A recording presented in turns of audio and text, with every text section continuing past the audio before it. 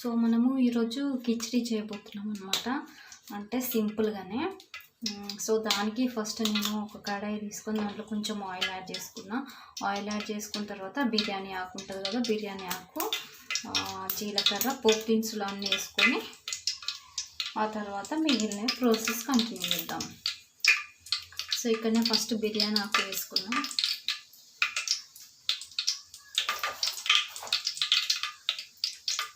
బిర్యానీ ఆకు వేసుకున్న తర్వాత మనము పోపు దినుసులు వేసుకున్నాము.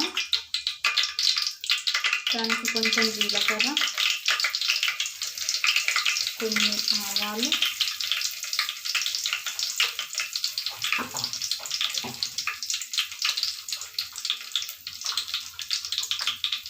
ఆవాలు వేసుకున్నాక ఒక 2 లవంగా,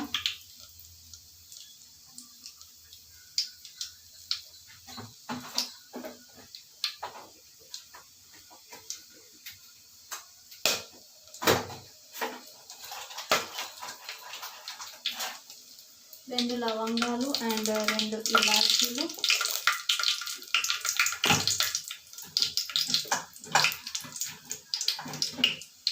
తర్వాత చెక్క,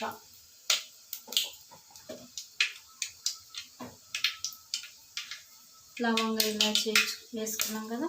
ఇప్పుడు చెక్క, ఇవన్నీ వీటిలో కొంచెం మాడకుండా చూసుకోవాలి.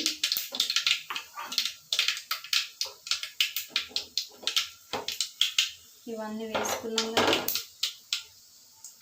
నెక్స్ట్ దీంట్లోకి మనము ఉల్లిపాయ పచ్చిమిర్చి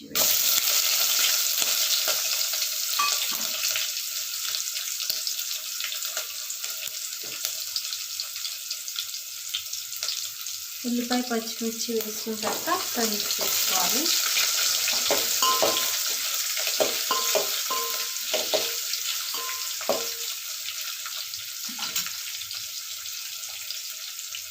దీంట్లో మనము అల్లం వెల్లుల్లి పేస్ట్ వేసుకుంటలేము, జస్ట్ వెల్లుల్లి పేస్ట్ మాత్రమే. ఇది కూడా బరకగా క్రష్ చేసుకొని వేసుకోవాలి.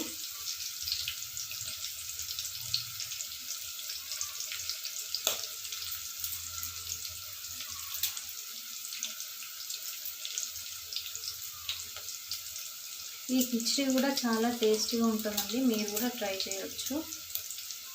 అండ్ దీని కాంబినేషన్ చారు, టమాటో చారు కానీ చింతపులుసు చారు కానీ దీంట్లోకి కాంబినేషన్.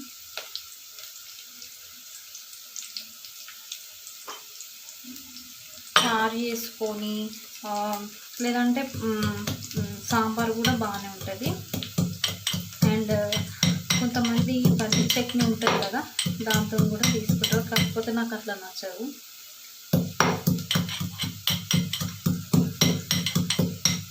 ఇక్కడ నేను వెల్లుల్లిని క్రష్ చేసుకుంటున్నా.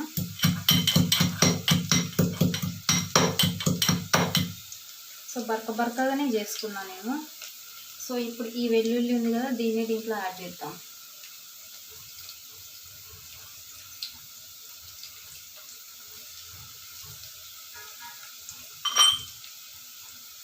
వెల్లుల్లి కూడా యాడ్ చేసిన తర్వాత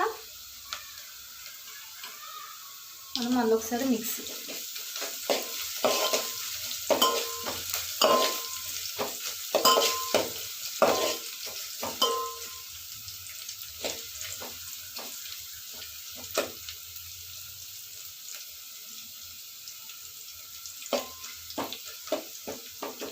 వెల్లిపాయలు మంచిగా వేగేలా చూసుకోవాలి.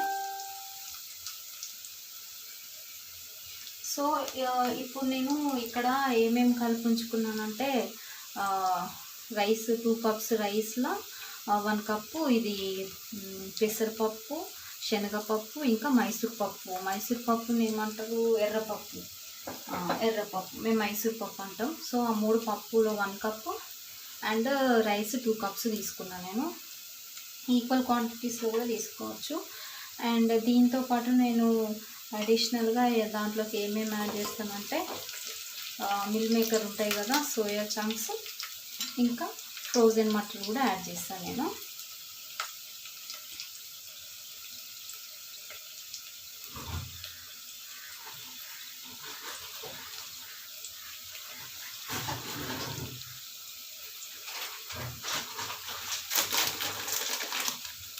సో ఇక్కడ నా దగ్గర ఫ్రోజన్ మటన్ ఉంది, మీకు కనిపిస్తుందా, ఉల్టా కట్ చేసినట్టు. సో ఫ్రోజన్ అన్నమాట ఇవి.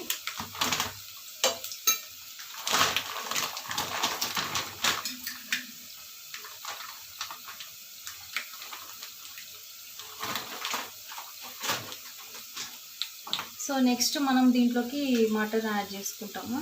ఫ్రోజన్ కాబట్టి మనం బాయిల్ చేయని అవసరం లేదు.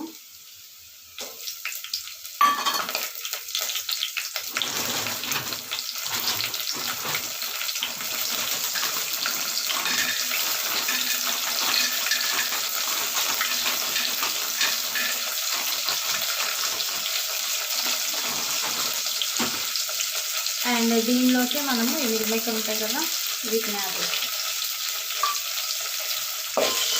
వీటన్నింటినీ మిక్స్ చేసుకోవాలి.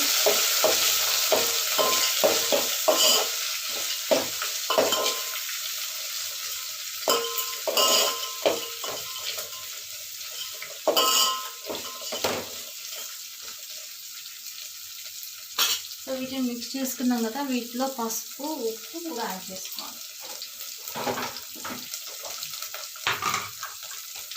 దీంట్లో చిటికెడు పసుపు,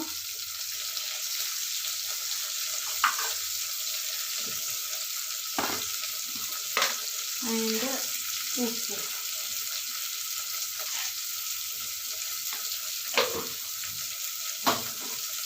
యాడ్ చేసుకున్న తర్వాత మళ్ళీ మిక్స్ చేసుకుంటాం.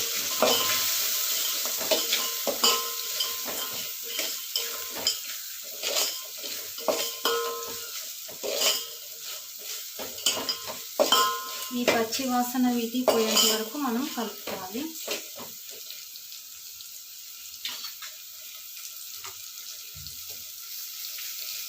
సో నెక్స్ట్ మనం ఏం చేస్తామంటే శనగపప్పు, మైసూర్ పప్పు, పెసరపప్పు, బియ్యము కడిగి నానబెట్టుకున్న ఇది ఉంది కదా, దీన్ని దీంట్లోకి యాడ్ చేసుకోవాలి.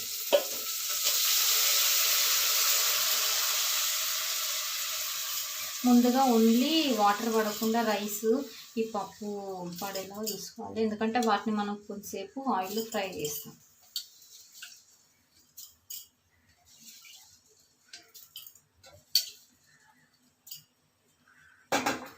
ఫ్లేమ్ కొంచెం ఇంక్రీజ్ చేసుకొని మనము వీటిని సరే ఆయిల్లో ఫ్రై చేయాలి.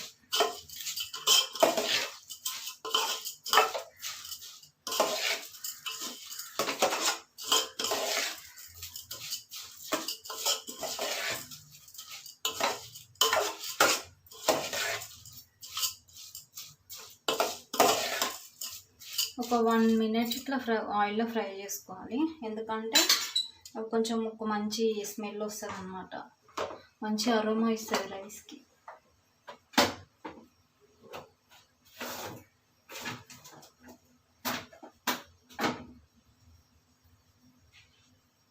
ఈ విధంగా కిచిడీని మనము ఆయిల్లో కొంచెము మరిగేలాగా చూసుకోవాలి, అంటే రోస్ట్ అయ్యేలాగా చూడాలి.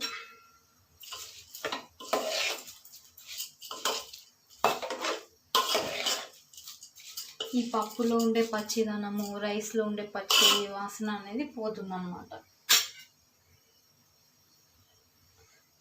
సో ఈ టైంలో మనం అన్నీ వేసామన్నది చూసుకోవాలి. మీ దగ్గర కరివేపాకు ఉంటే కరివేపాకు యాడ్ చేసుకోవచ్చు, కొత్తిమీర యాడ్ చేసుకోవచ్చు, అండ్ ఇదేంటి మింట్ ఉంటే మింట్ కూడా యాడ్ చేసుకోవచ్చు. సో నేను ఈరోజు సింపుల్గా చేస్తున్నాను, అంటే నా స్టైల్లో చేస్తున్నా. సో ఈ విధంగా ఒక 1 minute ఉంచాము కదా. నెక్స్ట్ మనము దీంట్లోకి ఈ మిగిలిన వాటర్ కూడా యాడ్ చేస్తాం. ఇప్పుడు నెక్స్ట్ మళ్ళీ ఒకసారి మిక్స్ చేసుకోవాలి.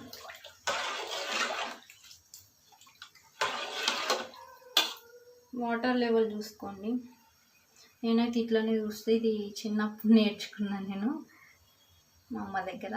అంటే మనకి ఫింగర్స్ ఉంటాయి కదా, ఫింగర్స్కి ఇక్కడ సెకండ్ లైన్ ఉంటుంది కదా, ఏది కుక్ చేసినా కానీ రైస్ పెట్టినప్పుడు ఈ సెకండ్ లైన్ వరకు మనము రైస్ లెవెల్ నుంచి చెక్ చేయాలి.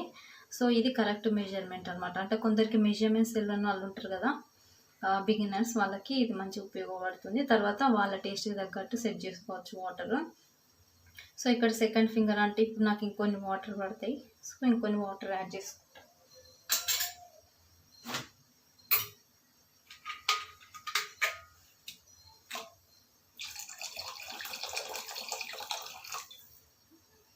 పర్ఫెక్ట్, ఇప్పుడు కరెక్ట్ ఉంది కదా.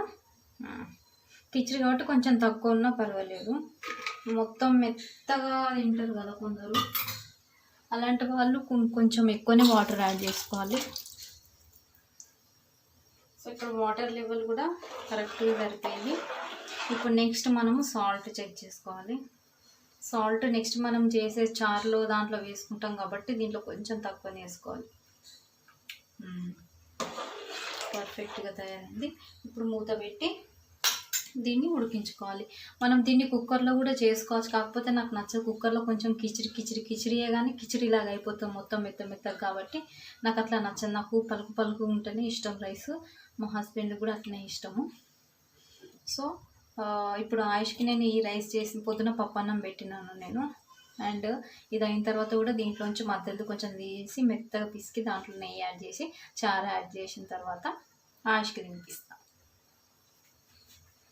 సో ఈరోజు ఆఫ్టర్నూన్ మా ముగ్గురికి ఇదే అనమాట. ఇప్పుడు దీన్ని మూత పెట్టి కుక్ చేసుకోవాలి. మూత పెట్టకుండా హై ఫ్లేమ్లో కుక్ చేసుకోవాలి. తెలుసు కదా మన మామూలు రైస్ ఎట్లనో అట్లనే. అండ్ నీళ్ళు మొత్తం మినికిన తర్వాత సిమ్లో పెట్టి లిడ్తో క్లోజ్ చేయాలి.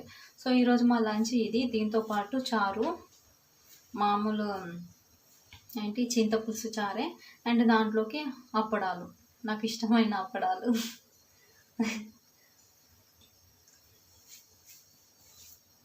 సో ఇదన్నమాట. నేను ఇప్పుడు ఇది బాయిల్ అవుతుంటుంది కదా, ప్రాసెస్ పెద్దగా ఉంటుంది. సో ఇక్కడ ఈ వీడియోని ఇక్కడితో ఎండ్ చేసి మళ్ళీ లిడ్తో క్లోజ్ చేసిన తర్వాత రైస్ ఏ విధంగా అయిందని నేను మీకు చూపిస్తాను. ఓకేనా? అనేది నేను హై ఫ్లేమ్లో ఉంచాను కదా, ఈ విధంగా వాటర్ మొత్తం ఇంకిపోయే వరకు ఉంచాలి. అండ్ ఆ తర్వాత మనము సిమ్లో పెట్టుకొని దీనిపైన ఏదన్నా లిడ్తో క్లోజ్ చేసుకోవాలి. అంతే. ఆ తర్వాత ఇంకొక 5 minutesలో మనకి ఈ కిచిడి అనేది రెడీ అయిపోతుంది. చూస్తూనే ఉండండి.